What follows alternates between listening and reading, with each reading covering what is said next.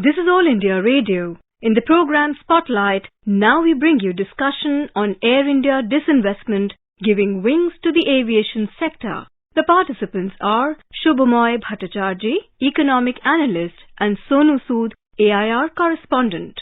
Tata Sons Group has won the bid for acquiring national carrier Air India. Tata Sons made a winning bid of 18,000 crore rupees for Air India. Thales Private Limited, which is a wholly owned subsidiary of Tata Sons, has emerged as successful bidder for acquiring Air India, beating a consortium led by Ajay Singh, whose bid was 15,100 crore rupees. Both the bidders had quoted above the reserve price of 12,906 crore rupees. What a coincidence! The great man and philanthropist J.R.D. Tata founded first India's Tata Airlines in 1932, which became Air India in 1946. Eventually, again it came in the hand of Tata Sons Group. Air India had its origin as Tata Air Services, later renamed Tata Airlines. The story of the transformation from Tata Airlines to Air India and then to Air India International is a significant one. Let us listen to the story as told by J.R.D. Tata, which is sourced from one of our archives. It started such a small enterprise that Tata Airline, it was not even Tata Airlines, I think, the Tata Airline was all right for a little enterprise of this kind with half a dozen employees and just 2 planes. But when it grew, we felt that the name should become, as now it was established and its future existence and growth seemed to be assured, that it should have a name that was more suitable for an airline. Now, I had made up my mind that I wanted Air India, which I thought was suitable. So I had decided to be very democratic, and to all employees we sent a questionnaire. And I gave, in order to be sure that Air India would be included, I gave a few suggestions. But fortunately, there was almost unanimity in favor of Air India. In 1946-47, we had the engineers, we had the workshops, we had the experience, we had the pilots.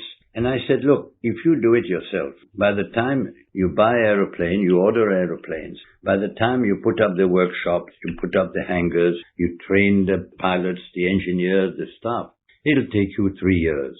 If we do it, we are ready. I had quietly booked 3 constellations, which were not picked up by TWA.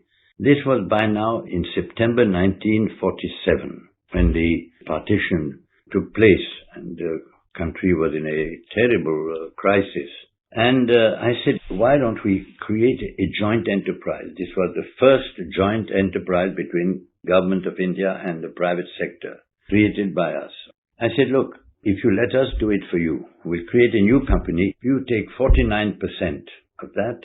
We'll take a small percentage and the public will take the rest. And we'll give you the option anytime you want to acquire 2% from Tata Sons so that you can become majority if you want to. And if you do that, we'll create this new company. We'll call it Air India International. And Air India Limited will act as its managers and suppliers, etc.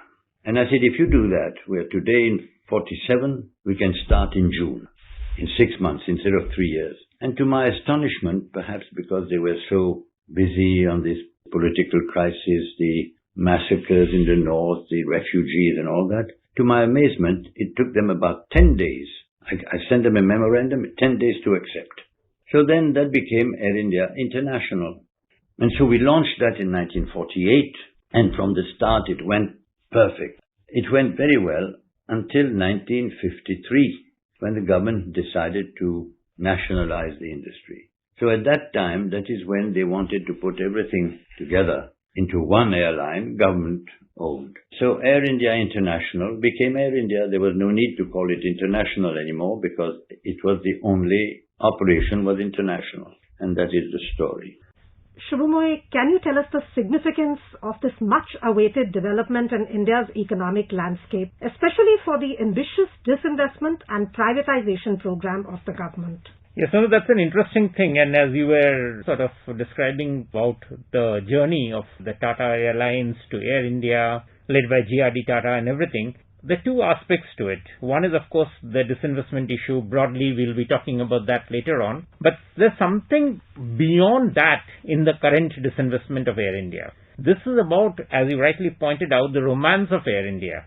There's very few companies, in fact, I would say there's no other company in India which has been more or less so publicly fitted for going back practically to its owner. Of course, Air India was a government company. There have been a lot of landmarks there. But it is something which is very unusual, and I think that will set out this disinvestment in its own way, even if it had happened among several other disinvestments. There's a very fact that here is a company which had a wonderful past.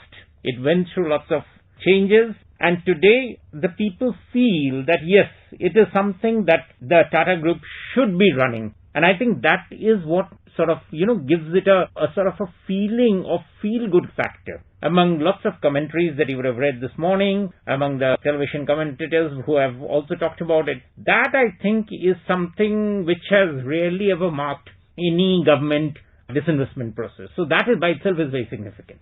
Shubhabhai, Tata Group has already a vast recent experience in the aviation sector with part ownership in Vistara and Air Asia India. Under Tata Sons, how soon do you expect Air India to turn the corner, become a profitable enterprise? What all steps is Tata Sons likely to take to move towards this objective? That is a much more difficult question. And lots of factors come in there. The first thing is, Air India is definitely not in the pink of health. As the Secretary Disinvestment, Mr. Tuhinkant Pandey, said yesterday, even after disinvestment, the company leaves behind a debt of 40,000 crore. Now that 40,000 crore, of course, is the government's, and the company would have in any case had it. Here, of course, one of the things I would like to mention is that there's a misapprehension that the government has taken on a fresh liability. The government has not taken on any fresh liability. The liability was in any case there. It simply continues to be there with the government. But to the specific question of yours about how soon does one expect Air India to turn a corner will depend on lots of factors. First of all, the aviation market is in a pretty difficult situation now. That, also the fact that there's an environmental blowback against aviation. These two are the immediate headwinds. The third one is Air India's fleet is an aging fleet. It had put in lots of, in 2008 or 9, it started taking delivery of several wide-bodied aircraft, the Boeing 737s. But what had happened is that, it right now has an assortment of about 114 aircraft with a very large variety. Now, what does that do? It means you've got to have an equally large, varied body of engineers to be able to service those aircraft. That raises the cost.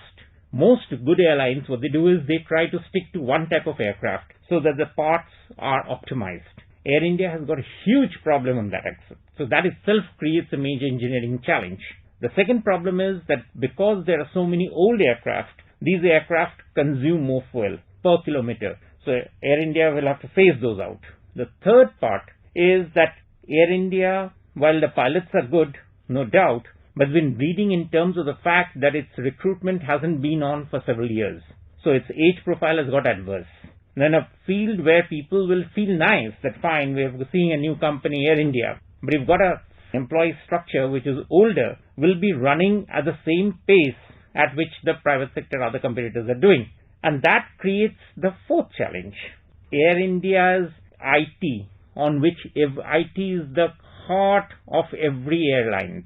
What the airlines gives us as reward every time we buy a ticket is the fact that the airline can recognize my ticket number and can give me miles and stuffs and all that. Air India's system is still pretty ancient. It has modernized to some extent.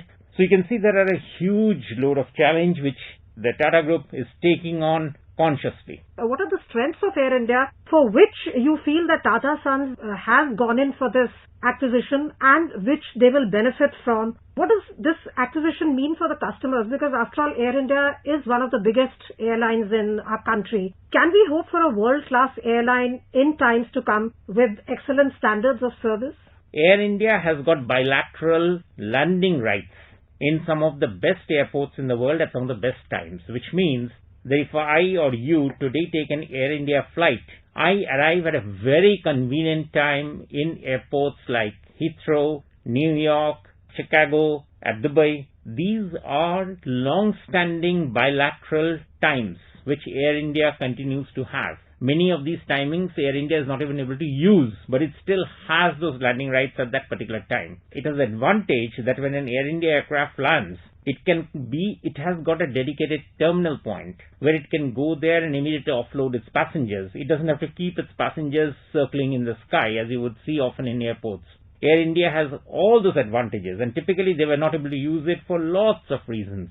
All those advantages now accrue with Air India. So a smart management can actually offer, so going on to the second part of the question that you're talking about of the world-class service, the first part of it is they can offer brilliant takeoff and landing times for passengers traveling in and out of India. So when we come out of the COVID effect, passengers can expect to have some great flight timings between India and other countries. And that is something that Air India will be able to offer under the new management. And obviously Tata will want to maximize that. So that is a huge advantage. So do you think this is a boost for the aviation industry, which saw some high-profile private carriers shutting down in recent years and which has gone through fresh challenges in COVID times which are now subsiding? If I look at it from the lots of Indians who are now starting to use aircrafts. I mean, we have recently seen in Mumbai, in Delhi, now huge crowd in the passenger halls. Those crowds are in fact much more than one sees at the railway stations today. So there's lots more number of Indians coming in as passengers. For them, does Air India make a difference? I suspect no. Because Air India, even now, will tend to be a costly one. It's an international one, as we talked about. But what it does do is the very fact that the Tata Group is making a very concerted move into the aviation sector means that other competitors who are there in the field, Indigo, SpiceJet, Go Air, all of them will have to be now very alert to preserve their ability within the domestic flight. And that is a very important thing which will be happening very regularly. So in sort of tangentially for the new flyers, there is going to be more competition to give her a better experience in terms of landing and taking off in the skies. Shubham, can you outline in detail the assets being acquired by Tata Sons through this successful rupees 18,000 crore bid? The assets that Air India will offer Tata Sons is first of all the landing rights. That's the most important asset that Tatas would get, and we referred to it earlier. The other one, which is very important that they will get, is in terms of the engineering capacity of the company. And that's something that's not often talked about, but Air India Cargo and Air India Express, the ability to handle cargo business is something which is often glossed over in the glamour of seeing passenger services and all that. But as you realize that we are talking about an Indian economy where there is so much of explosion of e-commerce, logistics movement has become such a major thing. And in that logistics movement, a prime role obviously is played by the movement of the cargo airlines. Now they are unglamorous, but the sophistication with which they can move, stick to schedules, do their work properly is something which is very significant. Surprisingly, Air India was actually doing the ground handling. Now, the ground handling business, which essentially means ferrying passenger luggages, and more than that, the cargo business across airports, that technology and that ability is unparalleled among all other airlines. No other airlines in India has that capacity, which Air India's technical personnel have. So that is a very solid experience and a very solid, what I might call, value addition, which Tatas have got. And obviously they'll want to deploy that in the key airports, which are possibly not metro airports, but are the airports which handle the largest volume of cargo. So that will be of very use. Thank you so much, Shubham, for throwing light on various aspects of this huge disinvestment exercise which has taken place. You were listening to a discussion on Air India disinvestment giving wings to the aviation sector. The participants were Shubhamoy Bhattacharjee, Economic Analyst, and Sonu Sood, AIR Correspondent. This program was produced and presented by the News Services Division of All India Radio. You can listen to it on our mobile app News on AIR. This program is also available on our YouTube channel News on AIR Official. You may email your opinion about this program at airnsttalks@gmail.com.